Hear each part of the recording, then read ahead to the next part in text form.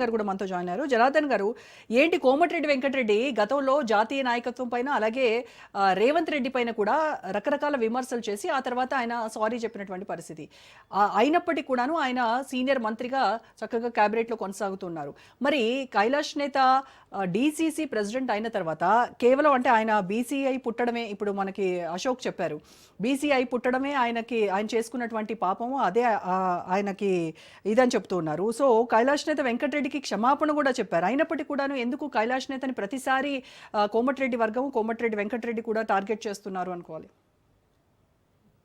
Madam, ముఖ్యంగా మనం ఏం చూడాలంటే నల్గొండ జిల్లా అంటే కోమటిరెడ్డి బ్రదర్స్ వారి చేతుల్లో ఉండాలని చెప్పి గత 20 సంవత్సరాలుగా వాళ్ళు అదే ప్రయత్నం చేస్తూ ఉన్నారు.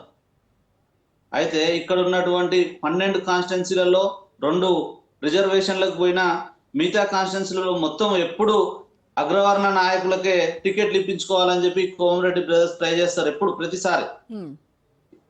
గత 2 ఎమ్మెల్యే ఎలక్షన్ లో పుల్ల కైలాస్ నేత గారు మునుగోడు అసెంబ్లీ కాన్స్టిట్యున్సీలో ముందుండి కోమటిరెడ్డి రాజగోపాల్ రెడ్డి గెలుపు కోసం కృషి చేసినటువంటి ఉద్యమకారుడు, కాంగ్రెస్ పార్టీ నాయకుడు. గత 10 సంవత్సరాలుగా టిఆర్ఎస్ ప్రభుత్వం మీద అనేక పోరాటాలు చేసినటువంటి గొప్ప నాయకుడు పున్న కైలాస్ నేత. ఆయనకు వాక్యు చారిత్రం ఉంది, ఫేస్ కళ ఉంది, దమ్మున నాయకుడు.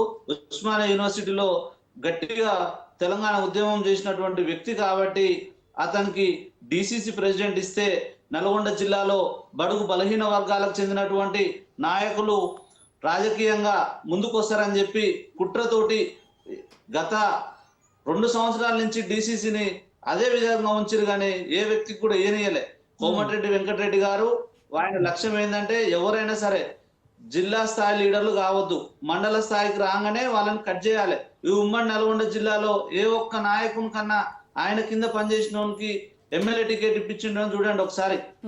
చిరుమర్తి లింగయ్యకి ఇప్పించిన చెప్పుకుంటారు, అది ఎస్సీ రిజర్వేషన్ వచ్చింది కాబట్టి వాళ్ళకు అవకాశం లేదు కాబట్టి లింగయ్య గారికి ఇప్పించి అక్కడ ఎమ్మెల్యేగా గెలిపేయడం జరిగింది. వేరే ఎక్కడ కూడా జనరల్ స్థానాలలో ఒక్క బీసీకి కూడా టికెట్ ఇప్పించిన దాఖలాలు లేవు. జెడ్పీ చైర్మన్ అయితేనేమో అగ్రవర్ణ నాయకుడు ఉండాలి నల్గొండ జిల్లాలో, లేకపోతే ఎస్సీ ఎస్టీ ఉండాలి అంతే. లేకుంటుంటే దాన్ని రెడ్ వాళ్ళకి ఇవ్వాలి. అగ్రవర్ణ నాయకులకి అన్ని పదవులు కట్టబెట్టాలని చెప్పి కోమటిరెడ్డి బ్రదర్స్ ఎప్పుడు అదే పని చేస్తా ఉంటారు. కానీ మరి రాహుల్ గాంధీ ఏమో సామాజిక న్యాయం అంటారు, కోమటిరెడ్డి వెంకటరెడ్డి ఏమో మరి ఇక్కడ బీసీలను అణగదొక్కుతూ ఉన్నారు. మరి ప్రజాపాలన అని చెప్పుకున్నటువంటి తెలంగాణలో కాంగ్రెస్ ప్రభుత్వం ఏం చేస్తుందంటారు? బీసీలకు వాళ్ళు చేస్తున్నటువంటి న్యాయం ఏంటి? కోమటిరెడ్డి వెంకటరెడ్డి కాంగ్రెస్ ప్రభుత్వాన్ని ఏ విధంగా విమర్శించిండ్రో తెలంగాణ రాష్ట్ర ప్రజలు మొత్తం చూసుకున్నారండి. ఈరోజు కోమటిరెడ్డి వెంకటరెడ్డి గారికి ఎలాంటి రూల్స్ వర్తించవు, ఆయన ఏది మాట్లాడినా నడుస్తుంది. అదే ఒక ఎస్సీ ఎస్టీ బీసీ మైనార్టీ నాయకుడు ఏదన్నా కొంచెం పద్ధతిగా నోరు జారినా కూడా దాన్ని పెద్దగా భూతద్దం పెట్టి చూపిస్తారు, వారిపైన క్రమశిక్షణ చర్యలు తీసుకుంటారు, వారికే షోకాజ్ నోటీసులు ఇస్తాయి. కానీ ఈ కోమటిరెడ్డి బ్రదర్స్ కాంగ్రెస్ పార్టీని ఎన్ని విధాలుగా మాటలు అన్నారండి. రాజగోపాల్ రెడ్డి బీజేపీకి వెళ్ళి పోటీ చేసినప్పుడు కోమటిరెడ్డి వెంకటరెడ్డి బీజేపీ ఓటు వేయమని చెప్పిందిగా, మరి ఆయన మీద ఏమైనా యాక్షన్ తీసుకున్నారా ఆ రోజు? నల్గొండ జిల్లాలో తెలంగాణలో ఫస్ట్ పీడియా పెట్టుకున్నటువంటి చెరుకు సుధాకర్ ని నోటుకొచ్చినట్టు కోమటిరెడ్డి వెంకరెడ్డి గారు మాట్లాడితే ఆయన మీద ఏ చర్యలు తీసుకుంది? ఆ రోజు ఆయన కాంగ్రెస్ పార్టీలోనే ఉన్నాడు చెరుకు సుధాకర్ అనే వ్యక్తి. అప్పుడు ఏం ఆయన మీద నిర్ణయాలు తీసుకున్నారు, ఏం నోటీసులు ఇచ్చిండ్రు? కేవలం ఎస్సీ ఎస్టీ బీసీ నాయకులకే నోటీసులు వస్తాయి, షాకాజులు వస్తాయి, సస్పెండ్లు వర్తిస్తాయి. ఈ అగ్రవర్ణ నాయకులకు కాంగ్రెస్ పార్టీలో వాళ్ళు ఆడిందే ఆట పాడిందే పాట. పేరుకే అది బీసీల పార్టీ, బీసీల కోసం చేస్తున్నాం అని ఒక పెద్ద తలకాయన ఆడబెడతారు, మొత్తం వాళ్ళ చేతుల్లో పెట్టుకుంటారు. కేవలం పిసిసి అధ్యక్షునిగా మహేష్ గౌడ్ ను పెట్టిరండి. ఈ రోజు ఆయన ఏమైనా నడుస్తుందా అండి? ఏది నడవాలన్నా మళ్ళీ రేవంత్ రెడ్డి దగ్గర నుంచే వెళ్ళాలి.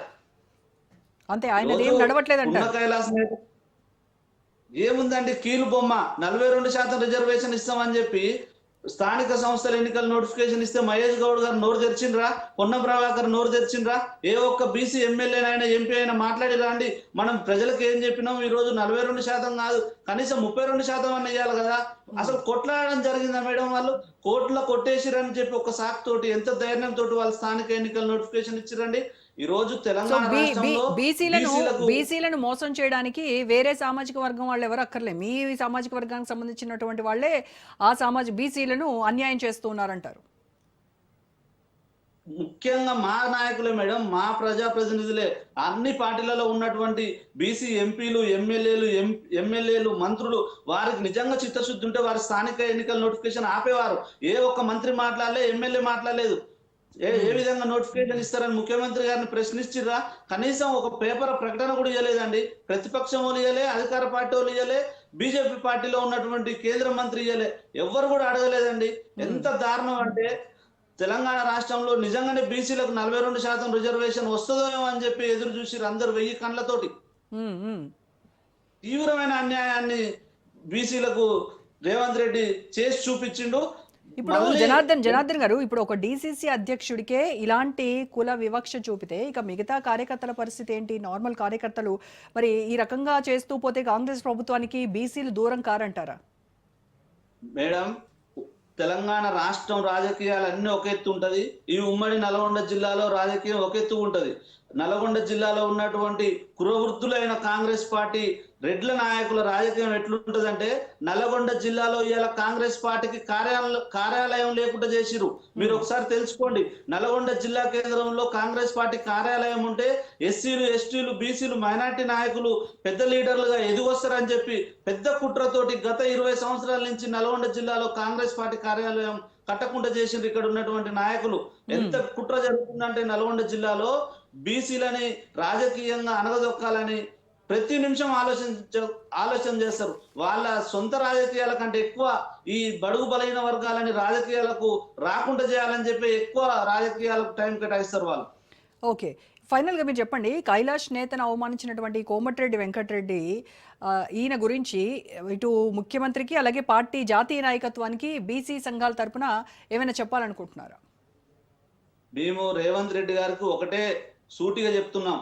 మీరు డీసీసీ ప్రెసిడెంట్ గా పున్న కైలాస్ నేతను ఇచ్చినప్పుడు మీ యొక్క బాధ్యతగా జిల్లాలో ఉన్నటువంటి అందరూ ఎమ్మెల్యేలని, ఎంపీలని, మంత్రులని కూర్చోబెట్టి పున్న కైలాస్ నేతకు మేము పార్టీ పరంగా పోస్ట్ ఇవ్వడం జరిగింది. మీరు అందరూ ఆయన అడుగుజాడల్లో నడవాలి, పార్టీ గైడ్ లైన్స్ దాటొద్దు, ఆయనకు అందరు సపోర్ట్ చేయాలని చెప్పి ఒక మీటింగ్ అన్న ఏర్పాటు చేసిందండి. దగ్గర నెల రోజు అవుతుంది ఈ రోజు డీసీసీ ప్రెసిడెంట్ ని ప్రకటించి. ఇంతవరకు రేవంత్ రెడ్డి గారు ఆ ప్రయత్నం ఎందుకు చేయట్లేరండి? మంత్రిని కోమటిరెడ్డి వెంకరెడ్డి గారిని, పున్న కైలాస్ నేతని వీళ్ళు ఏమన్నా పాలోలా అండి, పాకిస్తాన్ ఇండియా ఏమన్నా? ఒక చిన్న మారుమూల గ్రామం నుంచి వచ్చినటువంటి పున్న కైలాస్ నేతకు పార్టీ కోసం 24 గంటలు కష్టపడే పదవి అది. నామినేటెడ్ పోస్ట్ కాదు, నెలకు జీతం వచ్చే పోస్ట్ కాదండి.